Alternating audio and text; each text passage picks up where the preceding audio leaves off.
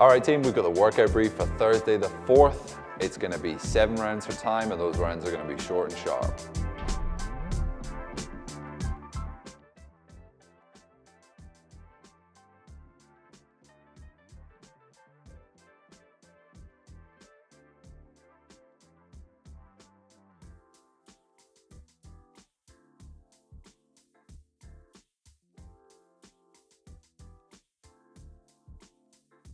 We're going to be looking somewhere in the sub 10 to 16 minute range for this one. So you're looking for around about 1 minute 30 rounds.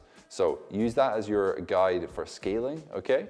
Your 40 double unders, obviously we're going to look to scale to single unders or a mix. If you're going for singles, go for 60 or scale that if you need to reduce that volume if that's quite a lot for you.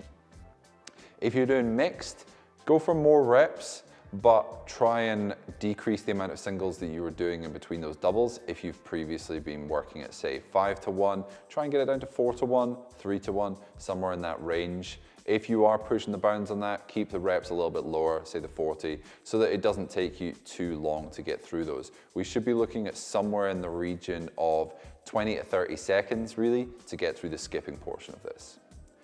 As soon as you finish that, lay your rope down and go for your 9 hollow rocks.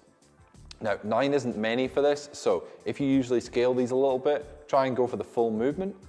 However, we want to always make sure that our low back is pressed into the ground and we are not arching. We want to make sure we've got a nice bow to our back and that we are rocking nice and smoothly within the tailbone and the shoulder blades. If you need to, reduce the lever lengths. So make your legs a little bit shorter by bringing the knees into the chest, either one or both, and that will make it more possible to do the nice hollow position in your abdomen without those legs pulling you out of position. After that, you've got your 9 dumbbell squats. If you've got a single dumbbell, hold it out in front, put it on one shoulder, whatever you want to do. Same with the double dumbbells. Rest one head of it on your shoulder, however you want to hold them basically is a shooter's choice on this one. You're just going to get through 9 dumbbell squats. If you're doing this with a barbell, you're going to go for back squats. So 52 or 34 is the prescribed weight for that. So use that as an indicator. That should be pretty light for you, okay? Nice and quick through those reps. The transitions are going to be key, so make sure you've got your kit set up fairly close to each other so that you can move between items pretty fast. And then as soon as you finish your double unders, lay your rope down in a nice U shape so you can step back into it and get straight back into them. For your hollow rocks, get down onto the ground, get those abs tight, get straight into them, hop up, grab those dumbbells that are nice and neatly placed down from the previous round. And for our optional accessory work for today, we are going to get after some chin over bar hold. We are going to basically use our pull-up bar if we've got one, pull to the top where the bar is clear underneath the chin, and then we are going to hold there. Now, these are damn hard, so you're going to try and accumulate 2 minutes. If you are struggling to get, even a few seconds in that position, then I want you to use a chair or some other supportive object to place either one or both of your tippy toes on to support you in that position. Obviously, you're going to be balancing how much load you're putting through the arms and how much load you're putting through the feet. And just try and make it so that as much load is going through your hands as possible and you're really pulling those elbows down into the side.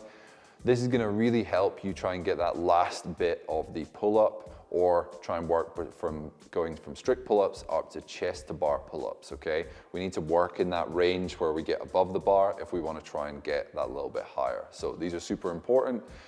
Get through 2 minutes of those, and then we're going to move on to 2 minutes accumulated in the side plank per side. So 2 minutes left, 2 minutes right. And you can alternate between them if you want, or just get your straight 2 minutes on the left and then move on to your 2 minutes on the right. You can either do this on the elbow or you can do this with a straight arm. It is up to you. Straight arm, I would say, is the RX. It's slightly harder. And you want to stack those feet on top of each other so that they are right on top rather than being one in front, one behind. Obviously, if those times are unachievable, then just accumulate as much as you can in a 5-minute window of each of those movements without exceeding the 2 minutes per side and the 2 minutes for the chin over bar hold. Once we finish that, we're going to just get into some mobility. We're going to work on our hamstrings. So either get into some stretching on the hamstrings or get the lacrosse ball in there.